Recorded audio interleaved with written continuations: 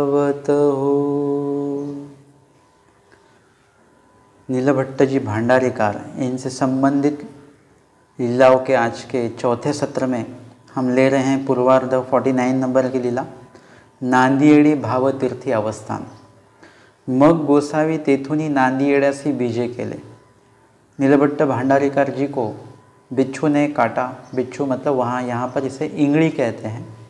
तो ये इंगड़ी ने मतलब बिच्छू ने उन्हें काटा हुआ है और उस पर उन्होंने स्वामी जी की प्रशंसा की, और इस विषय पर हमने पिछले सत्र में देखा हुआ है। और फिर वहाँ से फिर स्वामी आगे नांदेड़ गांव में, नांदेड़ विभाग में स्वामी जी बीजे करते हैं, मतलब आते हैं। नांदियेडी भावतीर्थी उत्तराभिमुख नरसिंहाचे देऊळ। नांदेड़ में भाव तीर्थ, ये अभी भी हम वहाँ पर वंदन करने जाते हैं। तो उत्तर अभिमुख जिसका दरवाज़ा जो मंदिर का है वो उत्तर दिशा की ओर है, और वहाँ पर नरसिंहाचे देऊळ, नरसिंह का मंदिर था वो। उत्तर दक्षिण दोनों ओटे, उत्तर से शुरू होकर दक्षिण तक, दक्षिण में जो ख़त्म होता है ऐसे, जिसकी लंबाई है, मतलब इसे लंबाई कहेंगे, जो उत्तर और दक्षिण ऐसे उसकी लंबाई है, ऐसे दो ओटे वहाँ पर थे। तेथ गोसाव्यांसी रिगता डाव्या हाथाकडे ओटा, और वहीं पर स्वामी जी को अंदर जाते ही डाव्या हाथाकडे ओटा, त्या ओट्यावरी गोसाव्यांसी आसन। अन्य मंदिरों में स्वामी जी रुके हुए हैं, तो इसकी एक विशेषता है, जिस भी मंदिर में स्वामी जी अंदर प्रवेश करते हैं, सभा मंडप जो होता है मंदिर का, अंदर प्रवेश करते ही जो लेफ्ट हैंड साइड जो जहाँ पर भी है वहाँ पर ही स्वामी जी का आसन होता है। आप स्थान वंदन करने जब जाते हो तब आप देखिए, इसे गौर कीजिए।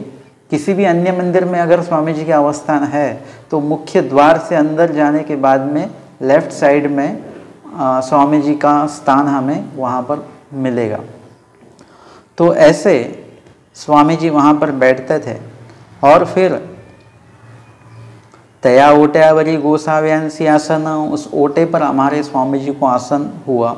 उजवीकडे होता तेथ भांडारेकार अस्ति, और राइट साइड में जो ओटा था वो शायद छोटा होगा, वहाँ पर मतलब उस विभाग में ओटे के ऊपर वो बैठते होंगे या सोते होंगे ऐसा नहीं, लेकिन उस विभाग में जहाँ पर वो राइट साइड वाला जो ओटा है वहाँ पर नीलभट्ट भंडारेकार जी वहाँ वो रहते थे।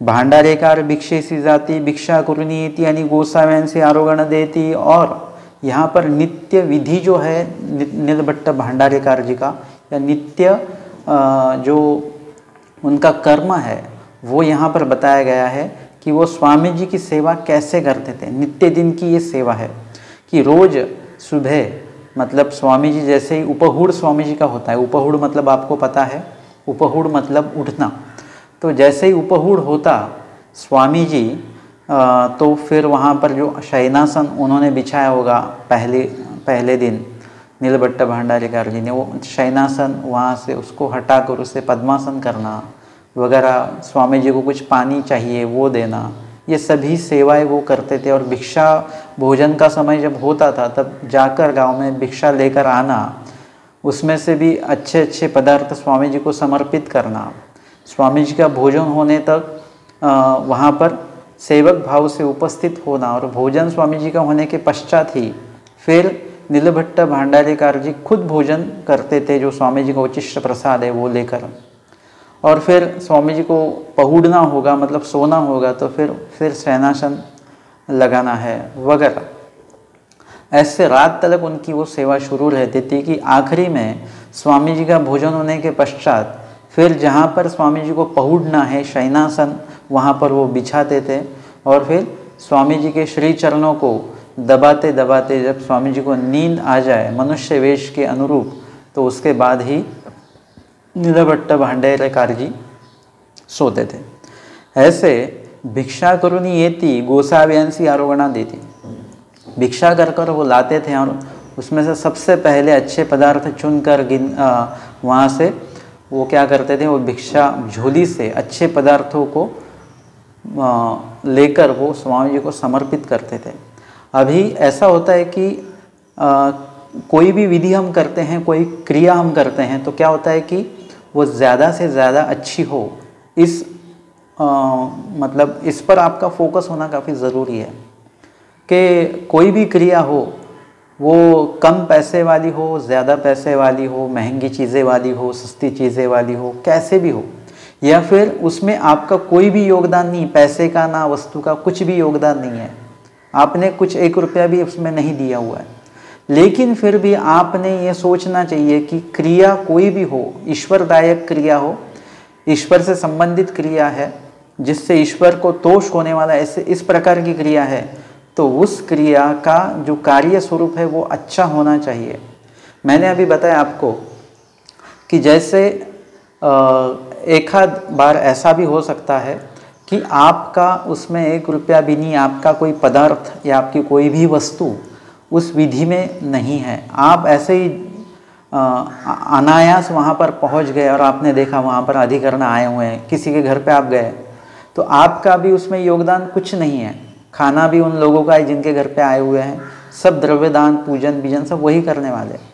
आपके पास अभी क्या है, आपके पास एक मौका ऐसा है कि इनकी जो क्रिया है, इनकी क्रिया को ठीक तरह से करवाना, मतलब जहाँ जहाँ पर आपको न्यूनता लगती है, आपको जहाँ जहाँ पर ऐसा लगता है कि ये ऐसा होना चाहिए, वो वैसा होना चाहिए, तो आप ये सजेशन उन व्यक्तियों को दे सकते जिनके यहाँ पे साधु मंडली अधिकरण जो भी आए हुए हैं, मतलब वहाँ की क्रिया, सब पदार्थ उनके, वस्तुएं उनकी, सब उनका है, लेकिन आपको क्या करना है, उसका आयोजन अच्छी तरह से करना है।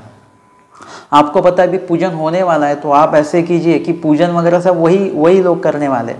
आप क्या कर सकते हैं कि पूजन का जितना भी कोई आयोजन है, टीका है वगैरह वगैरह, जो आरती है, फूल है, ये सब आप बराबर एडजस्ट करके लगा सकते हैं। फिर जैसे ही वो लोग पूजन करने आएंगे, आप उन्हें टीके की पहले दीजिए, टीका लगाइए, फिर बाद में फूल चढ़ाइए, फिर हार चढ़ाइए, मतलब ये आप उन्हें ऐसे बराबर, फिर वो लोग कहेंगे अच्छा हुआ आप आए, तो क्या हुआ, हमारी गड़बड़ नहीं हुई और सब आराम से और सात्विकता से ये विधि यहाँ पर संपन्न हुआ। मतलब आपका उसमें कुछ भी विनियोग में गया हुआ नहीं है, उपयोग में गया हुआ नहीं है, ना पैसा है, ना पदार्थ, ना वस्तु, लेकिन क्रिया दूसरे की है, लेकिन उसे आप अच्छी तरह से निभा सकते हो, उसे अच्छी तरह से कर सकते हो, और ज़्यादा से ज़्यादा जो क्रिया करने वाले व्यक्ति है वो सात्विक रहे, वो उनमें आवड़ी बनी रहे, और इसके लिए आप वहाँ पर आपका ऐसा भी योगदान, ये भी सेवा ही है। और इसीलिए ये जो सेवा है नीलभट्ट भंडारीकार जी की, इस प्रकार की सेवा है कि उनका खुद का कुछ भी नहीं है, लेकिन धानाईसा जी ने जो उन्हें अलंकार दिए, उन्होंने काफ़ी आवड़ी पूर्वक वो स्वामी जी को समर्पित किए हुए हैं। हालांकि स्वामी जी ने खुद बताया कि इनके माध्यम से ही पूजन होने दीजिए, तो वो जितने आवड़ी से उन्होंने स्वामी जी को समर्पित किया है, तो उसको उनको देखकर शायद ही धानाईसा के जी के मन में भी थोड़ा सा भाव उत्पन्न हुआ होगा, और वो भी ज़्यादा सात्विक और आवड़ी पूर्वक उन्होंने भी उस अवसर का आनंद लिया होगा। और इस तरह से आप जहाँ पर पहुँचे हो, आपकी जहाँ पर भी उपस्थिति है, आपने क्या करना चाहिए कि वहाँ का जो वातावरण है उसे सात्विक करना, ये आपका काम है। वहाँ के लोगों में विधि की वृद्धि करना, ये आपका काम है। वहाँ के लोगों में विधि का ज्ञान करवाना, विधि प्रति आवड़ी बढ़ाना, ये आपके हाथ में है, और ये आप कर सकते हैं। और ये जो आप करने वाले हो, इसका जो गोमटा, इसका जो अधिकार मिलता है, जो बढ़ता है आपका, वो कोई भी और कितने भी लाख पैसे खर्चे करने से वो नहीं मिलेगा आपको। जो आप लाख मूल्य की सेवा अगर उन किसी से करवाते हो, खुद करते हो, और इसे कहते हैं हमारे शास्त्र में क्रियेचे स्वरूप गोमटे, मतलब क्रिया का जो स्वरूप है वो गोमटा, मतलब अच्छा कीजिए कि सामने वाले को भी इसका लाभ हो। मतलब उन्हें अगर नाश्ते का लाभ होने वाला हो, तो आप ऐसा कुछ आयोजन कीजिए कि उन्हें भोजन का लाभ हो जाए। या फिर जो गुरुजी आए हुए हैं उनके प्रति भी आपको इस तरह से वहाँ पे वातावरण रखना है कि उन्हें भी मतलब क्या अच्छा लगता है, उन्हें क्या खाना है क्या नहीं खाना है वगैरह, ये सब ऐसा देखकर और उतना ही आपने परोसा तो क्या हो सकता है कि उन्हें भी भोजन का वहाँ पे उपस्थित होने का आनंद आएगा। और साथ ही मैं अभी यहाँ पे तो पूजन और भजन की बात कर रहा हूँ, लेकिन और भी एक बात काफ़ी महत्वपूर्ण है, वो मतलब आप जहाँ पर भी उपस्थित हुए हैं वहाँ पे कोई साधु महात्मा जी आए हुए हैं तो आप इस क्रिया को और भी अच्छी तरह से मतलब उसे स्वरूप दे सकते हो, अच्छा स्वरूप उसे दे सकते हो कि वहाँ पर आप कुछ गुरुजी से विनंती कीजिए कि गुरुजी आज यहाँ पर सब उपस्थित है तो आप ऐसे कीजिए, हमें थोड़ा सा निरूपण कर दीजिए, कुछ ज्ञान की 2 बातें हमें बताइए, एक आध लीलाएँ हमें अच्छी बताइए जिससे हमें कुछ विधि प्राप्त हो। ऐसा अगर आप उनसे एक सवाल करेंगे तो कम से कम 15-20 मिनट से आधा घंटा वहाँ पर निरूपण हो सकता है। और ये बहुत मतलब ये बहुत बड़ी बात है कि आप किसी से ज्ञान सुनने की जिज्ञासा करते हैं, इसके कारण तो स्वामी जी प्रसन्न होंगे। आपने जिनसे सवाल किया हुआ है उन्हें भी अच्छा लगेगा कि कोई तो हमें कुछ पूछ रहा है, तो उन्हें भी निरूपण करने में काफ़ी आनंद आएगा। साधु महात्मा जी तो आते हैं लेकिन हम उनसे ज्ञान की बातें कम और फिर बाकी की बातें हम ज़्यादा करते हैं, तो ऐसा नहीं होना चाहिए। ज्ञान की बातें ज़्यादा अगर करेंगे तो ये और एक बात मतलब उन्हें भी आनंद आएगा और साथ ही जो आपके साथ में या वहाँ के घर वाले जो जितने भी लोग हैं उन्हें भी बहुत अच्छा लगेगा कि हमारे घर पे सिर्फ भोजन वगैरह ही होने वाला था, लेकिन यहाँ पर आपके वजह से आपने जो जिज्ञासा यहाँ पर व्यक्त की उसके कारण क्या हुआ, यहाँ पर निरूपण भी हुआ और हमें थोड़ा कुछ सुनने को मिला, हमारा अज्ञान कुछ हद तक दूर हटा या उसका नाश हुआ। मतलब आपके एक जिज्ञासा से बताने वाले भी प्रसन्न होते हैं, सुनने वाले भी आनंदित होते हैं, आपको भी उसका लाभ मिलता है और साथ ही सबसे बड़ी बात मतलब स्वामी जी प्रसन्न होने वाले हैं। आपका एक ही टारगेट होना चाहिए। मैं अपना खुद का एक ही टारगेट मैंने रखा हुआ है, एक ही साध्य मैंने उसे रखा हुआ है। मैं टारगेट नहीं कहूँगा लेकिन साध्य में उसे कहूँगा कि ऐसा एक साध्य रखा हुआ है कि जिससे स्वामी जी प्रसन्न हो। स्वामी जी को उदास करने के तो काफ़ी मेरे पास कारण है, काफ़ी आयोजन मैंने किया हुआ है, अनंत सृष्टि से किया जिससे स्वामी जी नाराज़ हो। इसका मैंने कहीं कोर्स नहीं किया हुआ, लेकिन मेरे अंदर वो बात है, अधमति अधगति अधरति। अभी मैं ये सोच रहा हूँ कि अभी मुझे स्वामी जी को प्रसन्न करने का कुछ आयोजन करना चाहिए, और वो आयोजन करना मतलब कोई बड़ी बात नहीं है, सिर्फ आप में वो सात्विकता होनी चाहिए और आपको कुछ बातें समझ में आनी चाहिए कि स्वामी जी प्रसन्न कैसे होते हैं, ये आपको जानना चाहिए। तो स्वामी जी जहाँ पर आप धर्म वार्ता करते हो वहाँ पर स्वामी जी प्रसन्न होते हैं। जहाँ पर आप नित्य विधि करते हो, ईश्वरदायक नित्य विधि जो ईश्वर से संबंधित नित्य विधि है, तो उसमें क्या होगा, स्वामी जी प्रसन्न होंगे। उसके बाद निमित्त विधि, निमित्त विधि में भी जो ईश्वरदायक निमित्त विधि उसी से स्वामी जी प्रसन्न होंगे। मतलब मैं उदाहरण हमेशा देता हूँ, आपको भी शायद मैंने दिया हुआ उदाहरण। अभी समझो आप मुझे सुनते हो, मेरे निरूपण सुनते हो, आपकी काफ़ी श्रद्धा मेरे ऊपर है, हाँ, अभी मैं आपको जो भी बोलूँगा आप करेंगे। मतलब अभी मैं आपको निमित्त विधि बताने वाला हूँ, वो निमित्त विधि आप करेंगे। मैं कहूँगा कि आप सभी मिलकर स्मरण कीजिए, सभी मिलकर लीला चिंतन कीजिए, आप सुनते रहेंगे। फिर मैंने एक दिन अगर कह दिया कि आप ऐसे कीजिए, सब मिलकर मुझे एक टीवी लेकर दीजिए, अभी मैं सभी को बता रहा हूँ और ये आपको सभी को ये सेवा में दे रहा हूँ, सब मिलकर पैसे इकट्ठा कर मुझे टीवी लेकर दीजिए। अभी ये ईश्वरदायक है। ये मैंने जो आपको पहले बताया कि स्मरण कीजिए सभी मिलकर, ये ईश्वरदायक विधि है, स्वामी जी ने बताया हुआ है। लीला चिंतन कीजिए, स्वामी जी ने बताया हुआ है। अशक्त की शुश्रूषा सेवा कीजिए, ये स्वामी जी ने बताया हुआ है। लेकिन मैं अभी जो आपको टीवी लेकर दीजिए मुझे, ऐसा जो मैं आपको बोल रहा हूँ, ये स्वामी जी ने बताया हुआ नहीं है। मतलब ये निमित्त विधि में, ईश्वरदायक निमित्त विधि में नहीं आता है। तो आपको फिर अगर ये बात मैं आपको बताऊंगा तो इससे स्वामी जी प्रसन्न नहीं होंगे मुझ पर स्वामी जी उदास होंगे, नाराज हो जाएंगे। ऐसे ही अगर मैं आपको बताऊंगा कि आप स्मरण कीजिए, अगर मैं ऐसे बताता हूँ तो स्वामी जी ज़रूर मुझ पर प्रसन्न होंगे। मतलब मुझे क्या करना है कि जो स्वामी जी ने बताए हुए विधि है वही विधि आपको बताना है मुझे। इससे आपका अज्ञान का नाश होगा, आप उसका उपयोग करेंगे, ये आपके ऊपर है, ये आपके ऊपर निर्भर है। लेकिन स्वामी जी मुझे देखेंगे कि ये जो बंदा है ये मैंने बताए हुए विधि ही इन लोगों को ये बता रहा है, तो स्वामी जी प्रसन्न होंगे। लेकिन अगर मैं आपको बिना स्वामी जी ने बताए हुए अगर विधि बताऊंगा तो स्वामी जी मुझ पर नाराज होंगे। और इसी तरह से आपको जो भी विधि करना है ऐसा विधि करिए जो सामने जो बैठे हुए हैं उनका तो लाभ होना ही चाहिए, आपका भी लाभ होना चाहिए। और सबसे बड़ा ध्यान ये रखिए कि आपको ईश्वर को प्रसन्न करना है। आपने खाली एक ही ध्यान रखिए कि ईश्वर को प्रसन्न करने दायक विधि आप बताइए, सुनिए, करिए, तो उससे स्वामी जी प्रसन्न होंगे। और जिससे स्वामी जी प्रसन्न होने वाले हैं उससे सभी उपस्थितों का लाभ अपने आप ही होने वाला है।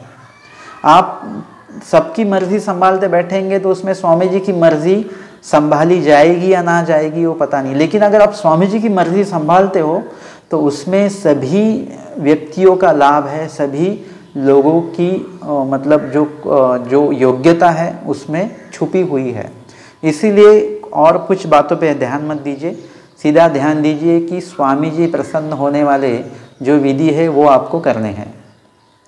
तो यहाँ पर हमारे नीलभट्ट भंडारेकर जी साथ में कुछ लेकर नहीं आए, लेकिन वे वहाँ पर उपस्थित होने वाले भिक्षा विधि से प्राप्त होने वाले पदार्थ हैं, ये और भी कुछ बातें हैं जिनके माध्यम से स्वामी जी की सेवा में कर सकता हूँ, ऐसे सभी कार्य वो करके स्वामी जी को प्रसन्न किए जा रहे हैं। और हमने देखा लीला में स्वामी जी कहते कि 16 साल उनको ये सेवा प्राप्त हुई है।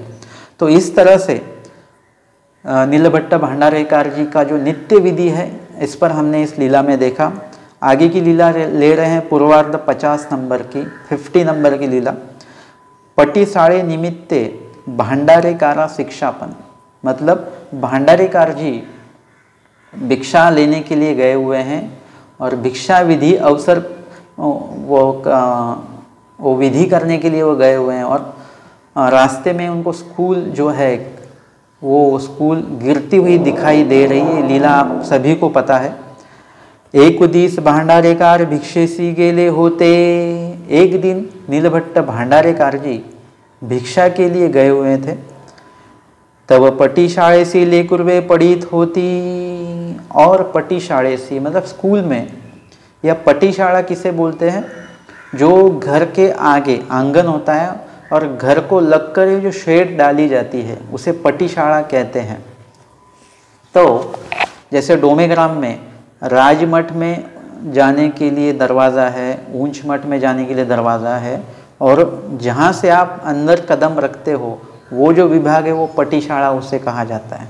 जिसे नॉर्मली शेड होती है ऊपर से खाली और बाहर आंगन में वो विभाग आता है, उसे पटीशाला कहते हैं। और ये ज़्यादातर मतलब आपको महाराष्ट्र में दिखाई देगा ये सब ऐसा।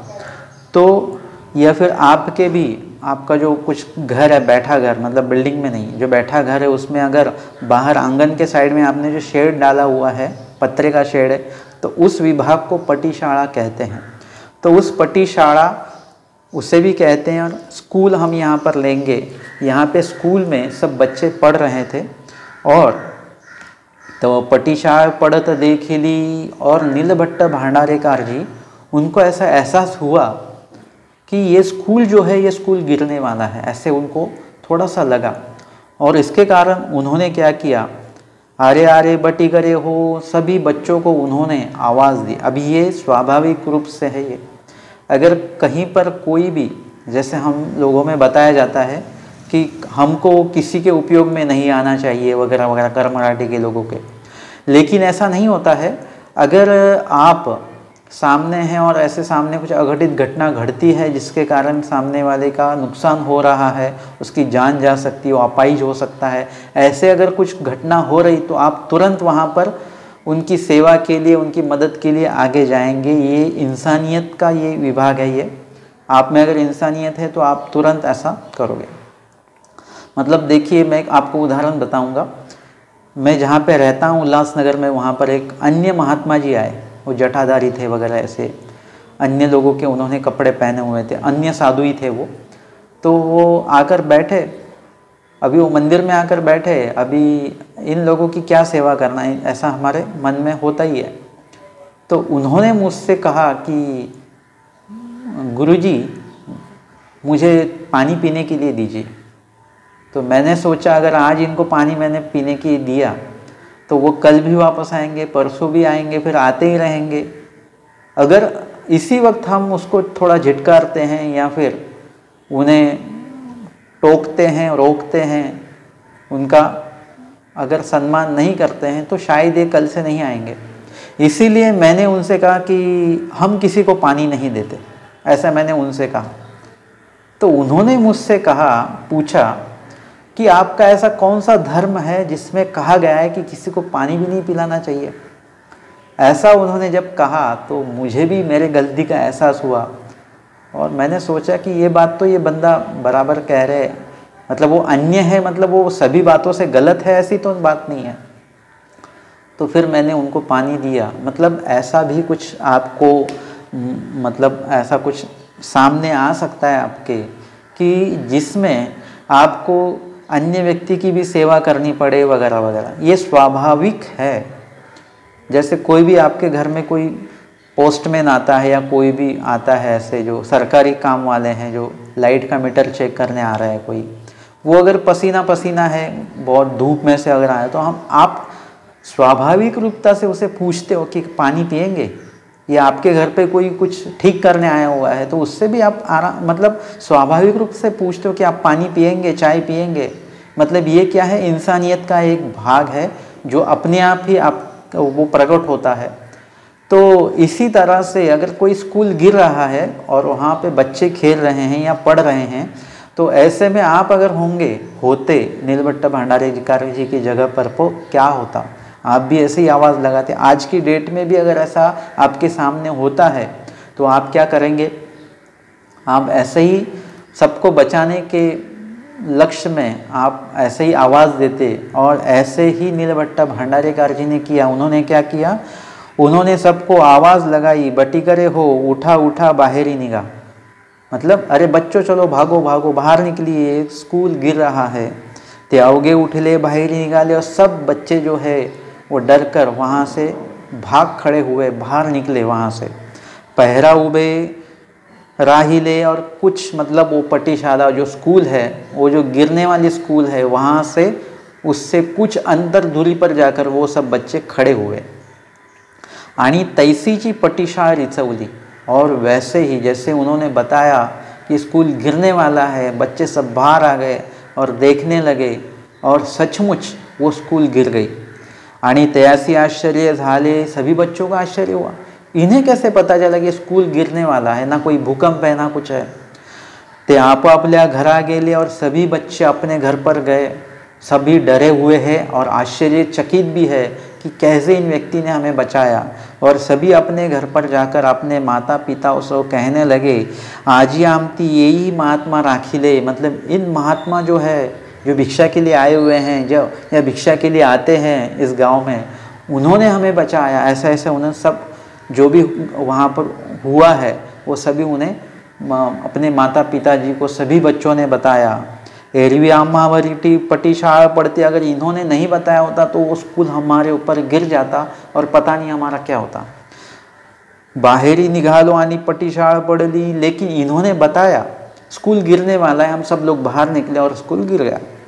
माँ घरोघरी पाट पीढ़ी बैसो घाली थी। और सभी माता पिताओं को काफ़ी आश्चर्य तो हुआ ही, और उन्हें ऐसा भी लगा कि कितने अच्छे व्यक्ति हम भगवान ने इन्हें भेजा हुआ है कि हमारे बच्चों का जो कुछ नुकसान होने वाला था, उनकी जीवित हानि हो सकती थी वगैरह, तो इन महात्मा जी के वजह से वो नहीं हुआ। हमारे बच्चे हमारे पास सुखरूप व्यवस्थित है, इसका कारण ये महात्मा जी है। और उसके कारण सभी लोग नीलबट्टा भंडारेकर जी से काफ़ी प्रभावित हुए उनका काफ़ी वो मान सम्मान करने लगे। और जहाँ जहाँ पर वो भिक्षा के लिए जाते थे वहाँ पर पाट पीढ़ी बैसो खाली उन्हें बैठने के लिए जो पाटला है वो पाटला दिया जाता और उन्हें वहाँ पर बैठाकर पाय धोती उनके पैर धोए जा रहे हैं, टिड़े गंधक्षता करीती उनके पांव धोकर उन्हें उनका पूजन, उन्हें फूल हार सब उसे इस प्रकार से उनका मान सम्मान हो रहा है और अच्छी भिक्षा उन्हें प्रदान की जा रही है। रोज़ अगर वो भिक्षा के लिए आते तो जो है वैसे भिक्षा वो देते, लेकिन आज अच्छे पदार्थ वगैरह अगर दाल और चावल अगर परोस रहे हैं भिक्षा में तो उसमें घी वगैरह डालकर भी वो दे रहे हैं। इस तरह से घेऊनी भंडारे का राले और इस पूजन उनका हर घर पे हो रहा है। जितने घर उन्हें भिक्षा लेनी होगी उन्होंने उतने ही घर भिक्षा ली होगी। हर घर पे अगर भिक्षा लेंगे तो काफ़ी भिक्षा वो लेकर आएंगे और इतना तो जितना चाहिए। स्वामी जी कहते हैं आपने यहाँ लागे तेची मांगीजिए की, मतलब जो चाहिए वही आप लीजिए और उतना ही लीजिए जितना आपको चाहिए। और इस तरह से नीलभट्ट भांडारेकर जी वो भिक्षा लेकर आए। गोसाव्यांसी नरसिंहाचा चौकी आसन स्वामी जी बैठे हुए हैं। नीलभट्ट भांडारेकर जी को रोज के नियम के अनुसार जितना उनको वक्त लगना चाहिए था, मतलब अगर वो भिक्षा के लिए जाते हैं गांव में तो जाकर आने के लिए उनको 1 घंटा लगता होगा, लेकिन आज कम से कम 2 से ज़्यादा घंटे लगे होंगे। मतलब नियमित उनका जो समय है भिक्षा का उससे कहीं ज़्यादा समय उनका लग गया और वो ज़्यादा देर तक गांव में रहे। मान पान पूजन सब इस विकार में वो लगे हुए थे।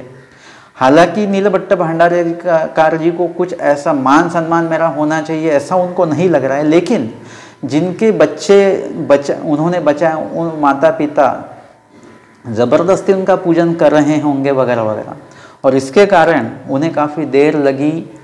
तो क्या हुआ कि स्वामी जी यहाँ पर बैठे उनकी राह देख रहे हैं। गोसावी तयाते देखुनी श्री मुकुटाचे अनुकार्य पूछले, और स्वामी जी ने श्री मुकुट के अनुकार से मतलब ऐसे ही, मतलब स्वामी जी ने वाणी से शब्दों का प्रयोग नहीं किया हुआ है, स्वामी जी ने बात नहीं की, सिर्फ इशारों से उनसे पूछा कि आज देर क्यों लग गई इतनी। ते ही अवगा वृत्तांत सांगितला, और उन्होंने काफ़ी आश्चर्य उन्हें भी है कि मुझे एहसास हुआ और जो मैंने बोला वैसे ही हुआ, बच्चे बच गए। मतलब ये सब इसके आनंद में, इसके आश्चर्य में अभी तक नीलभट्ट भांडारेकर जी है। तो उन्होंने स्वामी जी को सब बताया क्या क्या हुआ, कैसे कैसे हुआ। जी मी भिक्षेसी गेला तो पटीशाळे, तो चाटे पटीशाळे पढ़त होते। वहाँ के विद्यार्थी जो है स्टूडेंट्स, चाटे मतलब स्टूडेंट्स, वो पटीशाळे पढ़त होते, स्कूल में पढ़त होते मतलब पढ़ाई कर रहे थे। मियाँ म्हटले अरे उठा उठा पटीशाळ रुचवली, मतलब ये स्कूल गिरने वाला है, निकलिए बाहर सब। और सब अवगे बाहर उबे ठाकले, और सब बाहर आकर खड़े होते ही हैं उतने में ही वो स्कूल गिर गया। ते ही घरोघरी सांगितले, उन्होंने सब ने अपने घर घर में जाकर बताया, और यही आमते राखले, इन्होंने हमें बचाया। इस ऐसे मेरे बारे में सब ने अपने अपने माता पिताओं को बताया। जीजी तिये मज पाठ पिढी बैसाव्या घालीती, बरवी सोपस्कर भिक्षा सूती, टिळे गंधाक्षता। मतलब इस प्रकार से वो काफ़ी लोग प्रभावित होकर वो मेरा पूजन करने लगे। मुझे टीका लगवाना, फूल चढ़ाना, ये पाँव मेरे धोना वगैरह, इसमें काफ़ी वक्त निकल गया। स्वामी जी उनसे कहते हैं हंगा ऐसे ही के लिए लोक न भजे, अगर आप ऐसे लोगों को भविष्य बताएंगे तो क्या आपका लोग भजन पूजन नहीं करेंगे? ज़रूर करेंगे। अगर मतलब देखिए अनुभव ऐसा है, कहीं पर अगर पोथी होती है, निरूपण होता है, तो वहाँ पर जाने के लिए लोग कोई भी उत्सुक नहीं होते। काफ़ी लोग जाते ही नहीं हैं। निरूपण जहाँ पर है लोग घर में बैठे रहते हैं, आराम करते हैं, लेकिन वो निरूपण सुनने के लिए, प्रवचन सुनने के लिए, ज्ञान सुनने के लिए वहाँ पर उपस्थित नहीं होते हैं। लेकिन अगर कहीं पर ये बताया जाए, अनाउंस अगर किया जाए, अगर मैं बताऊंगा कि आज मैं सिन्नर की लीलाओं या नीलभट्ट भांडारेकर जी की लीलाओं पर मैं श्रवण आपको करवाने वाला हूँ, निरूपण करने वाला हूँ, आप मंदिर में आ जाइए सब, तो कोई भी नहीं आएगा। जितने भी लोग आएंगे तो 4 या 5 लोग आएंगे, बस बाकी के लोग घर पे ही आराम करेंगे।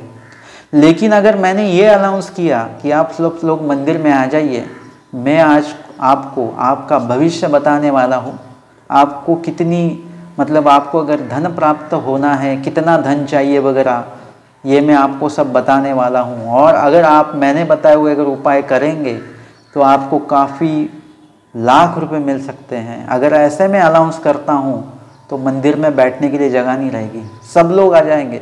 जिन्होंने उपदेश लिया हुआ है वो भी आएंगे, जो उपदेश लेने वाले वो भी आएंगे, जिन्होंने उपदेश लेकर छोड़ा हुआ है वो भी लोग आएंगे। मतलब लोग इसको ज़्यादा महत्व देंगे। अगर आप ज्ञान सुनने बैठेंगे, सुनाने बैठेंगे, तो काफ़ी लोग वहाँ पर सोते हैं, उन्हें उबासी आती है या फिर उन्हें कंटाला आता है, नींद आती है, ऐसा सब होता है। लेकिन अगर ज्योतिष वगैरह ये सब बताने का अगर मैं करूँगा तो क्या होगा, मेरा मान सम्मान भी उतना ही बढ़ेगा, काफ़ी लोग आते रहेंगे। जो भी लोग ज्योतिष बताते हैं ना, उनके घर पे या उनके घर के बाहर काफ़ी बड़ी लाइन होती है। लेकिन जो ज्ञान बताने वाले हैं उनके पास कोई नहीं जाता है। जो जाएंगे, जो आवड़ी वाले हैं वो ही जाएंगे, जाते हैं नहीं जाते ऐसा नहीं है, लेकिन जिन्हें आवड़ी है वही लोग जाएंगे। जिन्हें कुछ आचरण करना है वही लोग जाएंगे, सभी लोग नहीं जाएंगे। अगर आप गाड़ी करके जाते हो कहीं आश्रम में, तो वहाँ पर 10 लोगों के साथ आप जाओगे तो ज्ञान सुनने वाले सिर्फ 2 ही लोग होते हैं। 8 लोग सिर्फ आए हुए हैं घूमने के लिए, या उनका साध्य सिर्फ स्थान वंदन करना, इतना ही है। बाकी उनको किसी ज्ञान वगैरह से कुछ लेना देना नहीं है। आप कहेंगे कि आश्रम है, अभी समझो वाम्बुरी में आप स्थान वंदन करने जाएंगे, वाम्बुरी में आचार्य श्री गुरु जी मामा जी का जी भी आश्रम है। आप अगर 2:30 बजे आश्रम में जाओगे तो आपको पता चलेगा कि यहाँ पे 3 बजे पोथी शुरू होने वाली है। वाम्बुरी में शनिवार से गुरुवार, ऐसे इन दिनों में दोपहर को 3 बजे पोथी होती है। शुक्रवार के दिन छुट्टी होती है, पोथी नहीं होती है। वो दिन आपके रिवीजन के लिए होता है कि आपने 6 दिन आपने क्या पढ़ाई की, तो 7वें दिन आपको शुक्रवार के दिन उसके ऊपर रिवीजन करना है। अगर आपको पता चले हम लोग 2:15 बजे वहाँ पे पहुँचे हैं, 2:30 बजे पहुँचे और वहाँ पे 3 बजे पोथी शुरू होने वाली है, तो आपके साथ वाले कुछ लोग क्या कहेंगे, अभी देखो 3 बजे पोथी अगर शुरू हो गई तो हमें निकलने का नहीं होगा यहाँ से। ऐसे करते हम 2:45 बजे या 2:30 बजे, मतलब 2:45 बजे पोथी शुरू होने से पहले हम यहाँ से निकल जाते हैं, ताकि क्या होगा कि फिर आगे भी स्थान वंदन करने हैं। मतलब कुछ लोगों को स्थान वंदन यही महत्वपूर्ण लगता है। लेकिन मैं आपसे ये बात कहूँगा कि जहाँ पर आपको पोथी सुनने मिलती है वहाँ पर ज़रूर आप पोथी सुनिए, उस पोथी का अवहेलना आप ना करें।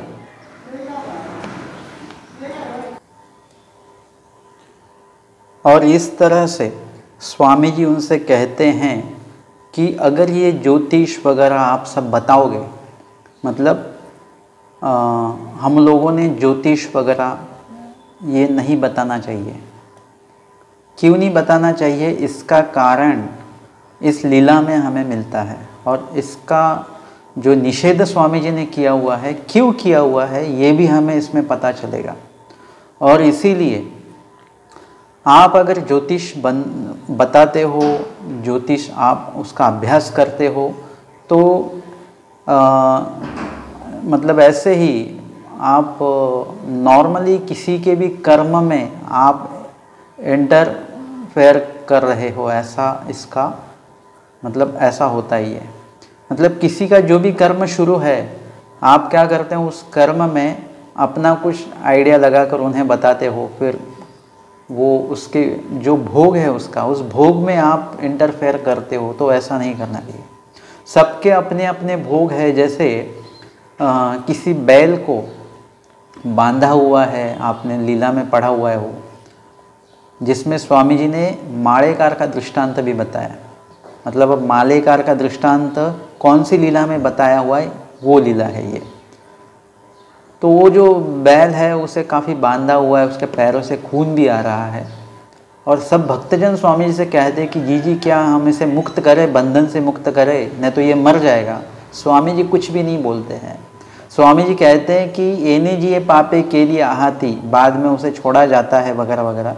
और बाद में स्वामी जी दृष्टांत भी बताते हैं मालेकार का, और ऐसे ही इस बैल के बारे में भी स्वामी जी बताते हैं कि इस बैल ने क्या किया हुआ है, छोटे बच्चों को तक भी नहीं छोड़ा।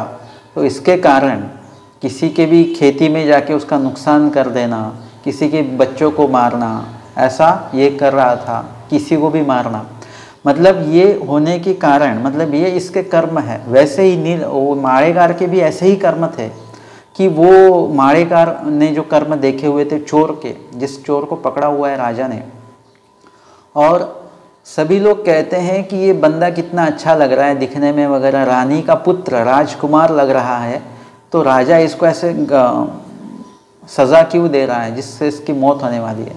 तब वो मालेकार कहता है कि आपको इसके कर्म पता नहीं है, इसके जो कर्म है ना उसको देखा जाए तो ये सज़ा भी काफ़ी कम है, इससे भी ज़्यादा कठिन सज़ा इसको देनी चाहिए।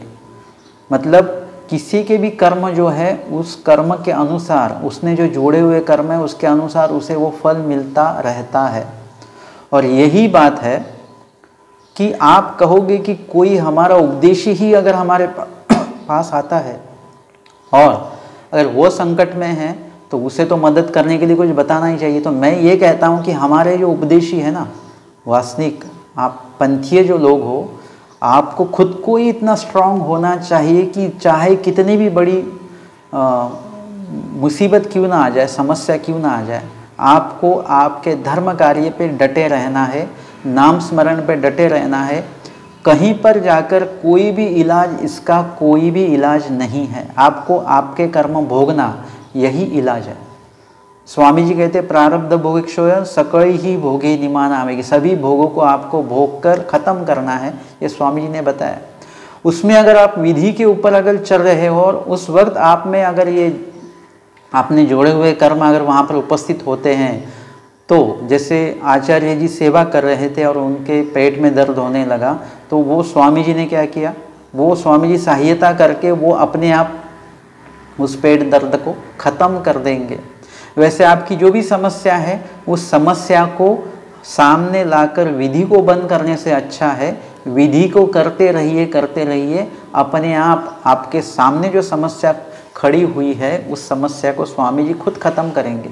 आपको स्वामी जी को बताने की भी कोई ज़रूरत नहीं है। इस प्रकार से स्वामी जी सहाय्य करते हैं। जैसे सादाई सा जी डूब रही थी, उन्होंने कहा सिर्फ आपकी दासी एल्लो दासी बुढ़ाली जी वो डूब रही है, स्वामी जी ने बचाया उनको। मतलब स्वामी जी को ऐसा कुछ बताने की ज़रूरत नहीं है, वो करने वाले, आपको खाली उनके विधि पे चलना है। और उनके विधि पे चलते वक्त आपको जो भी अड़चनें आएंगी, जो भी समस्या आएंगी, उसका निवारण, उसका हल जो है स्वामी जी के पास में है, वो आपको सहायता उसमें करेंगे। और इसीलिए अगर मैं ज्योतिष बताऊंगा तो क्या होगा, मेरी मान्यता होगी, मेरी प्रसिद्धि काफ़ी होगी, मेरा भजन पूजन होगा और मेरा काफ़ी वक्त सामने वाले को ज्योतिष बताने में जाएगा और उसके बदले में वो जो मेरा पूजन करने वाला है वो पूजन स्वीकारने में मेरा काफ़ी वक्त जाएगा और मेरा अहंकार हो जाएगी, मेरा काफ़ी नाम है, ऐसा अहंकार भी मुझे आएगा। तो इसके कारण क्या होता है कि स्वामी जी कहते हैं कि ऐसे आए केलिया लोग न भजे। अगर आप ऐसा लोगों को ज्योतिष वगैरह बताएंगे, भविष्य बताएंगे, तो लोग तो आपका भजन पूजन करने ही वाले हैं।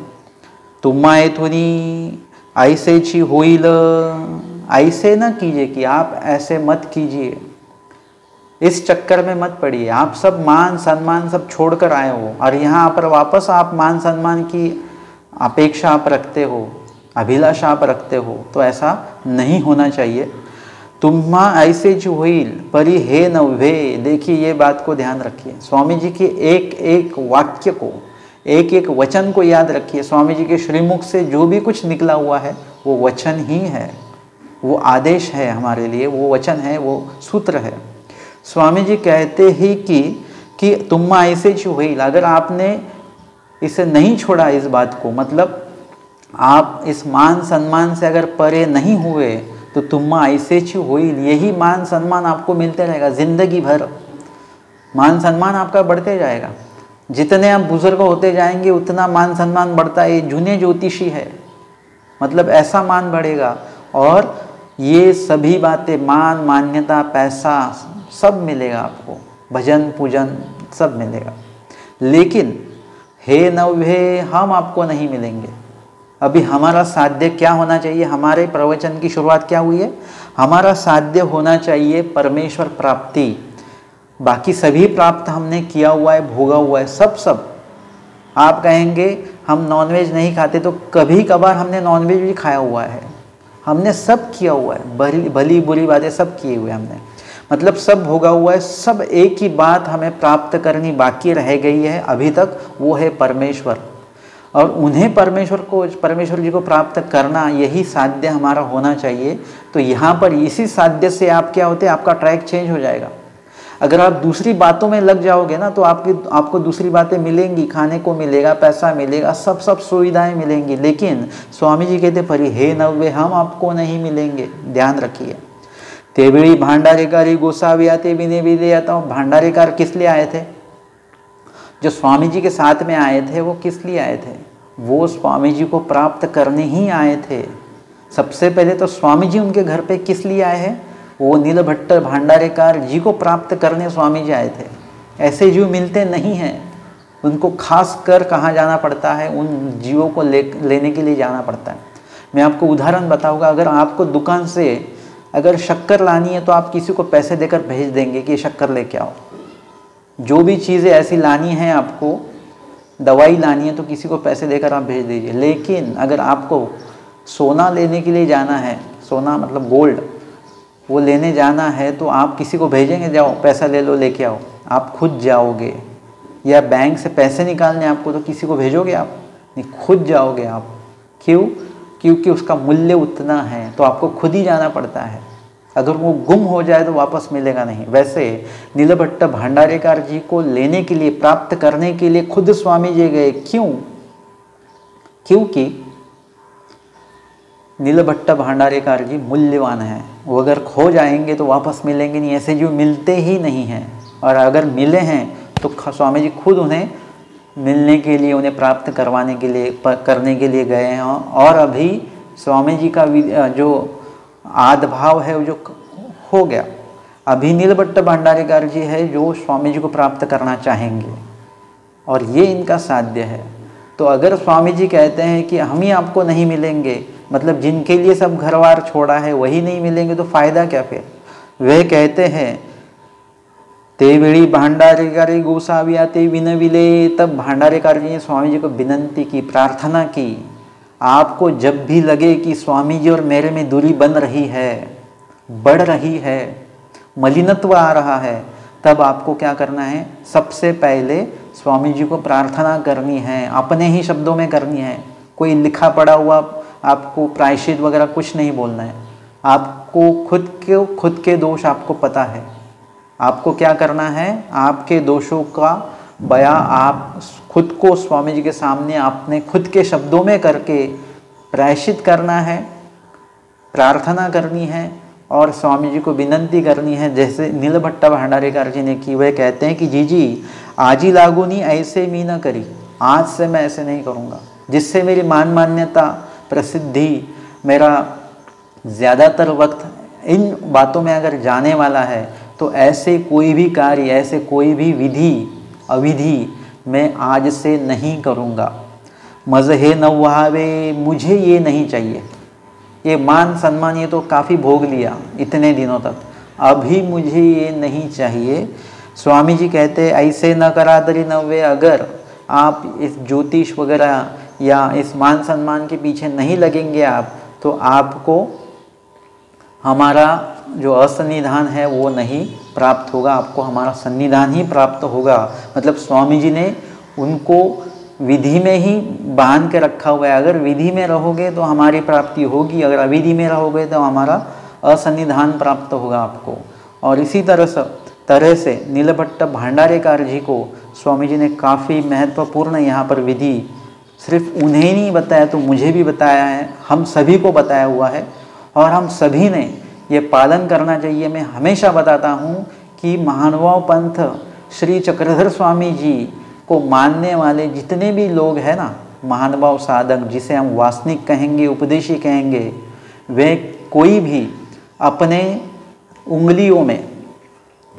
उंगलियों में जो स्टोन की अंगूठी पहनते हैं ना, ज्योतिष वगैरह से लेकर, वे नहीं पहननी चाहिए। आपका भगवान के ऊपर भरोसा है या नहीं है?